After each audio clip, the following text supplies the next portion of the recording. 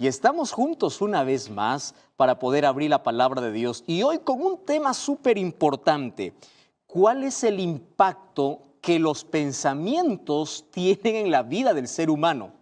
Si nosotros abrimos la palabra de Dios, vamos a encontrar allí en el libro de Proverbios capítulo 23, versículo 7, y allí dice, tal es el pensamiento del hombre, tal es él. Ahora, es impresionante lo que dice la Biblia. Es decir, tú eres lo que piensas. Los labios son un reflejo o expresan aquello que tenemos en nuestra cabeza. Palabras soeces es el reflejo de una mente contaminada. Hablas lo que piensas. Nosotros hablamos solamente un 10%, el 90% continúa en nuestra cabeza. Imagínate si ese 10% es sucio, es contaminado, es malo. Imagínate cómo está nuestro pensamiento. Es decir, tal es tu pensamiento, tal es él. ¿Quieres cambiar tu conducta? Cambia tu pensamiento.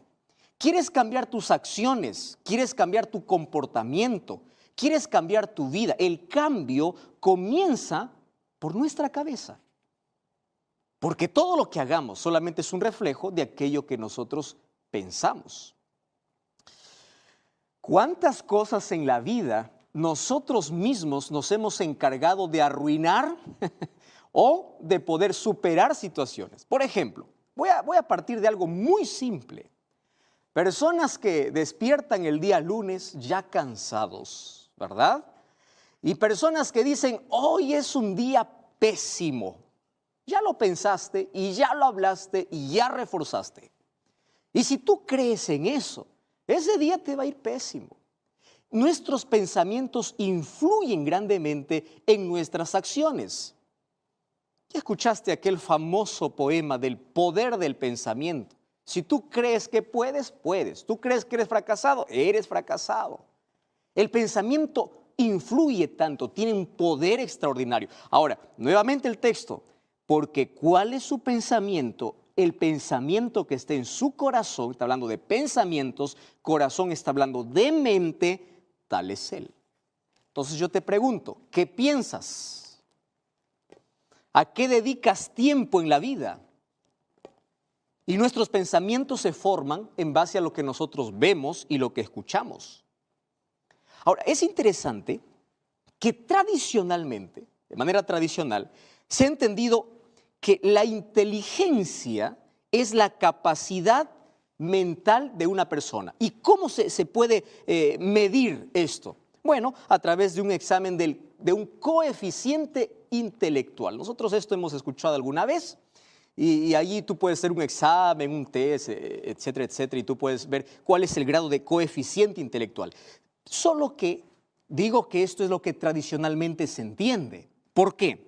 Porque apareció un hombre llamado Howard Gardner, que él propuso en un libro la estructura de la mente y una teoría de inteligencia múltiple. Porque antes se creía que solamente era inteligente aquel que podía aprender más o que tenía la capacidad o la habilidad de aprender rápido, de comprender algo. Entonces, aquel que le demoraba, que le costaba un poco, decía, no, él no es inteligente. Sin embargo, allí tras ese estudio y ese libro de estructuras de la mente, él dijo así, todos somos inteligentes, solo que en diferentes aspectos.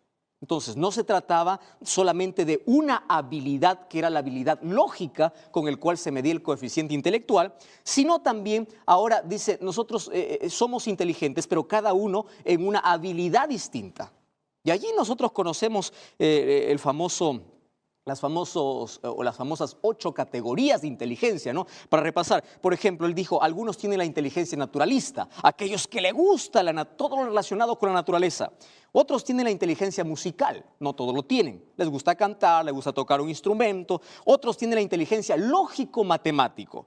Otros la inteligencia interpersonal, la capacidad de relacionarse fácilmente con las personas. O la inteligencia corporal kinestésica, aquellos que hacen malabares allí con su cuerpo, ¿verdad? O la inteligencia lingüística o la intrapersonal, una inteligencia interior. Pero hay una inteligencia interesante que lo llama la inteligencia espacial o existencial. Y esto tiene relación con la moral de la persona. No he venido a hablar de los diferentes tipos de inteligencias. Hablamos de mente, del poder de la mente, y eso tiene que ver con la inteligencia que nosotros tengamos. Sin embargo, en el año de 1995 apareció otro psicólogo, periodista también él, llamado Daniel Goleman. Y él lanzó un libro que fue bestseller, es decir, el más vendido. Y allí apareció con una novedad, al cual él llamaba inteligencia emocional. ¡Wow! Y esto sí que es extraordinario. Entonces, ¿qué cosa es la inteligencia emocional? La inteligencia emocional es la capacidad, escúchame bien, para identificar, para evaluar y para controlar nuestras emociones. ¡Qué inteligencia!, ¿verdad? La capacidad que tienes para identificar, para evaluar y para controlar tus emociones. Ahora, en ese libro destacaba por lo menos algunos aspectos distintivos de esta inteligencia. Me encanta. Conocer la mente del ser humano es tan profunda que ahora hay una ciencia o hay una carrera que se dedica a estudiar el comportamiento de las personas. Ahora, aquí él dijo, existen 5 aspectos distintivos cuando hablamos de inteligencia emocional. Una de ellas es, tenemos que aprender a conocer nuestras emociones. Número 2, tenemos que aprender a manejar nuestras emociones, a reconocer las emociones de los demás, a manejar nuestras relaciones con los otros y a automotivarnos solos para alcanzar nuestras metas. Que no necesitemos que alguien siempre esté allí empujando, motivando. No, nosotros tenemos la capacidad para motivarnos. Ahora, fíjate qué interesante, que esta es la inteligencia que hoy el mundo está buscando. Pastor, ¿eso qué relación tiene con la Biblia? Mucho, ahora te voy a mostrar. Mira, cuando tú sales de la universidad, es posible que tú hayas sido un brillante alumno o ahora estés en un puesto de trabajo, has ascendido, porque tienes un buen coeficiente intelectual. ¿Qué estoy diciendo? Eres inteligente o eres hábil para poder aprender, para poder con facilidad allí reconocer ciertas cosas o tiene la facilidad de poder aprender situaciones o cosas que tienen que ver con tu trabajo. Eso está bien. Tú puedes ser brillante en matemática, en historia, en lengua, en lo que tú quieras. ¿Está bien? Correcto. Sin embargo, el coeficiente intelectual te ayudará a conseguir trabajo porque eres brillante.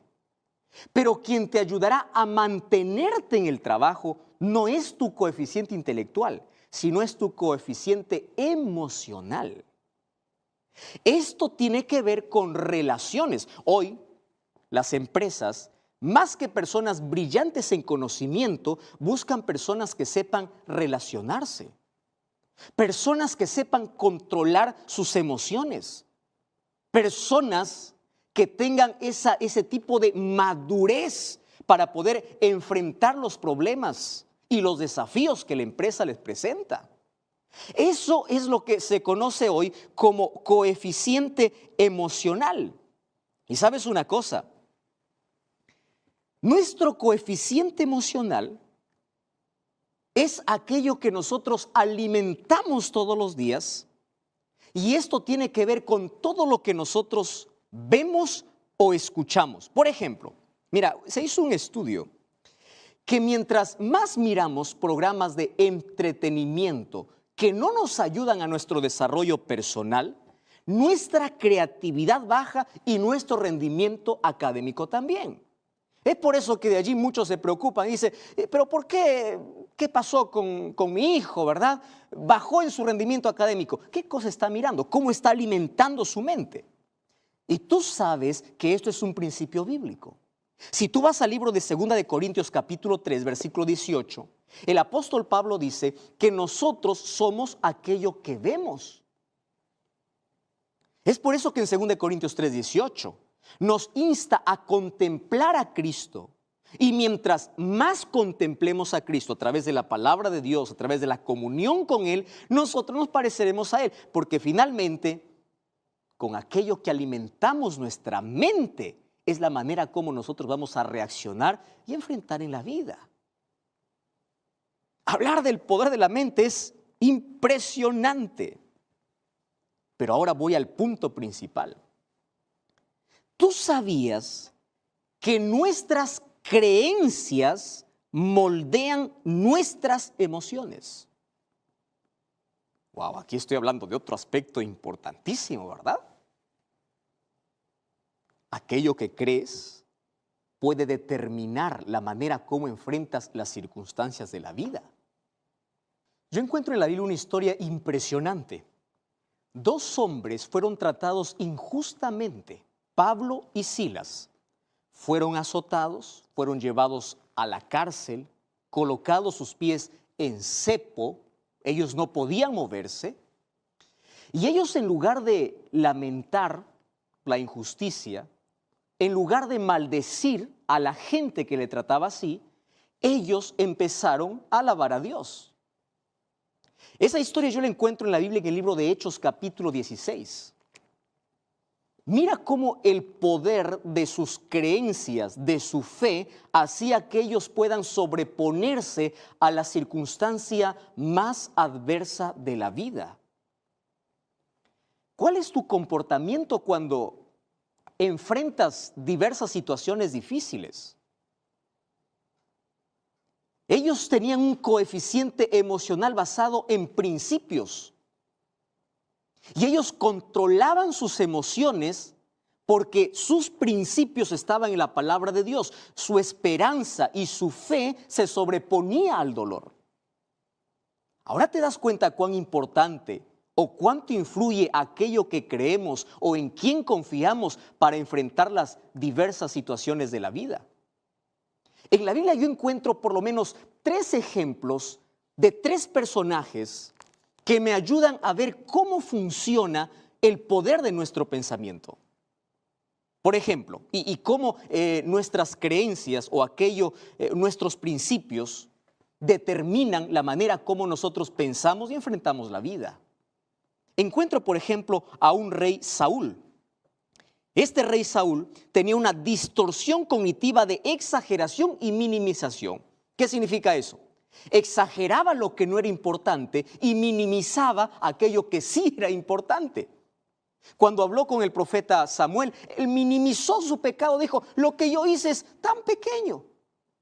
Y aquello que era insignificante y no valía la pena, él lo engrandecía. Hay muchas personas que minimizan aquello que no es importante y descuidan aquello que sí es importante. Encuentro otra historia allí en la Biblia de Salomón, y él tenía el racionamiento emocional. ¿Qué significa eso? Una distorsión también de nuestros pensamientos. Racionamiento emocional significa algo como alguien que dice, yo me siento fracasado y soy fracasado. Vive como fracasado porque así se siente. O aquel que piensa así, yo estoy por encima del mundo, por lo tanto soy invencible y hago lo que quiero. Cuando tú vas al libro de Eclesiastés, capítulo 2, versículo 1 en adelante, él dice, yo dije en mi corazón, yo ahora probaré todo lo que me plazca en la vida. Y tú empiezas a ver, en los 10 primeros versículos, dice que él no se privó de nada. Tenía riquezas, tenía poder, tenía mujeres, tenía todo. Porque él se creía el más importante. Y como tenía dinero, trataba de satisfacer todo lo que él quería. Sin embargo, el versículo 17 dice, aborrecí la vida, porque la obra que se hace debajo del sol es fastidiosa. En otras palabras, por más que traté de dar gusto a mi mente, a mi racionamiento lógico, yo terminé con una vida vacía. Y hay tantas personas hoy, ¿verdad?, que buscan allí aquellas emociones pasajeras. Y hay emociones que hacen que nuestro cerebro pueda tener picos de dopamina, donde hay alegría, hay euforia, mientras dura. Termina la fiesta, termina el alcohol, termina la cajetilla de cigarrillo Tienes que probar más y necesitas ir un poco más allá para poder tener nuevamente esa alegría. Y eso te lleva a una esclavitud, pero finalmente a un vacío. Y eso sucedió con Salomón. ¿Cuáles son tus principios? Aquel que dice, la vida es corta y hay que disfrutarla, entonces vivirá la vida en base a sus creencias. Pero aquel que dice, yo tengo que cambiar mi mente, mis pensamientos, Dios tiene una promesa especial, porque no solamente está pensando en esta corta vida, sino también en la eternidad. Y es por eso que Romanos capítulo 12, versículo 1 y 2 dice, sino que renovaos vuestra mente. Dios quiere cambiar tus pensamientos, y para cambiar tus pensamientos tú tienes que establecer tus valores y principios en la palabra de Dios. ¿De qué manera yo puedo reemplazar un pensamiento negativo con otro positivo? ¿Y sabes cuál es la mejor manera? El libro de Colosenses capítulo 3, versículo 2 dice, poned la mira en las cosas de arriba. En otras palabras, estás pasando por un momento difícil en la vida. Estás pasando por una tragedia en la vida. Estás pasando por los sinsabores de la vida. Cambia tu manera de ver. ¿Cómo cambias? Reemplazando el dolor por la esperanza. Y empieza a mirar al cielo. Empieza a mirar con fe, con esperanza. Cuando tú colocas tu mirada en el cielo, es decir, en Cristo, cuando tu visión, cuando tu vida se enfoca en la palabra de Dios, entonces tu mente empieza a cambiar. Y a medida que tú vayas a leer la palabra de Dios, fortalecerás tu mente. Y sabes, podrás enfrentar la vida de manera diferente. Hoy quiero pedir que Dios pueda transformar mi mente y también tu mente. Porque nuestras acciones y la manera como enfrentamos la vida depende de cómo pensamos. ¿Quieres que Dios cambie tu vida? Cambia tus pensamientos. Pero tú no puedes solo.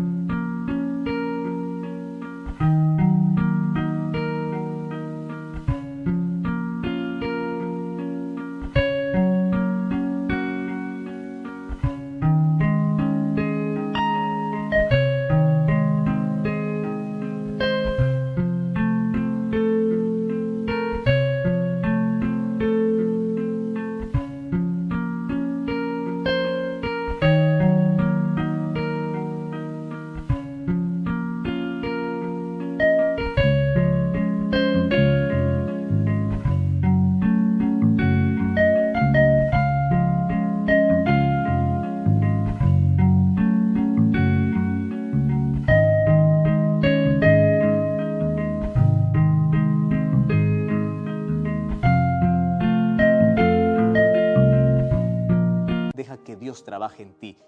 Todo lo que tienes que hacer es fortalecer tu inteligencia y tu mente con el poder de la palabra de Dios. ¿Quieres orar conmigo? Querido Dios, gracias porque hoy hay tantas personas que toman esta decisión. Porque ellos quieren un cambio en su vida.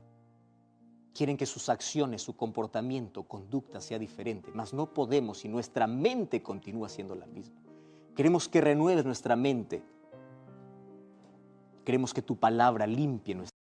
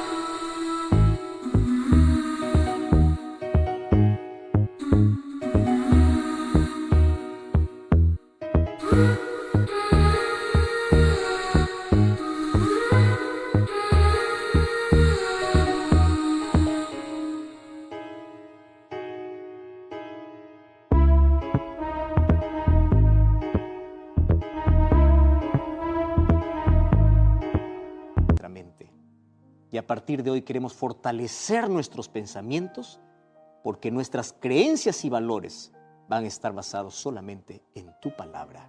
Toma nuestra vida, entregamos nuestra mente para ser transformada por ti. En el nombre de Jesús. Amén.